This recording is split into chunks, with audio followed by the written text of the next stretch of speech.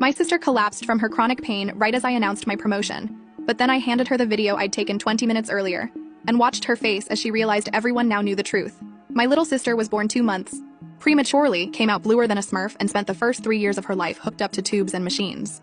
Naturally, my parents were super protective of her.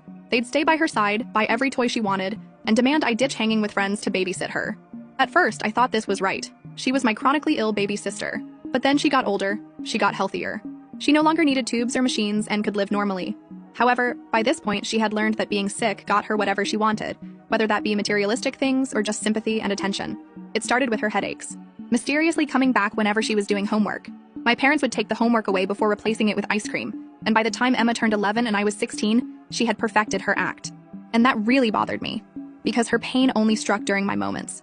When I made varsity soccer, she developed mysterious stomach cramps that required my parents to leave my first game early. When I got accepted into college, she collapsed during my celebration dinner, and we spent the night in the ER, where doctors found nothing wrong. The worst part was how she'd smirk at me when our parents weren't looking. She even practiced her pain faces in the mirror. I tried showing my parents once, but Emma had already told them I was jealous of the attention she needed for her condition. My boyfriend Jake lasted 8 months before Emma got to him.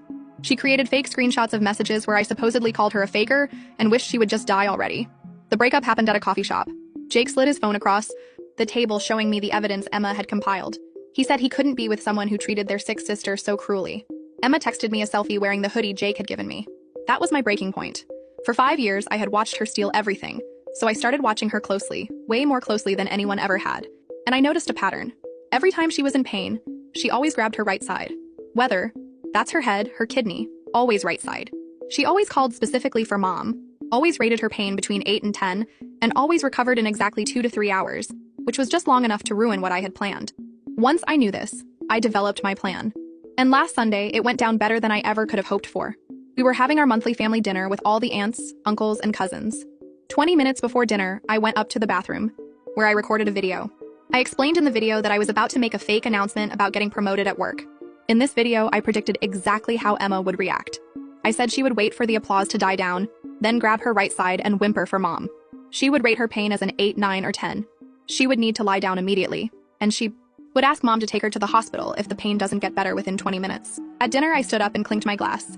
I got everyone's attention, then announced I had just been promoted with a huge raise. If you don't want to wait for part 2, you can watch the full story on my YouTube channel. Just click on share, and then more, and then click on the YouTube link here in my profile, or search for the Flag Stories Reddit channel on YouTube.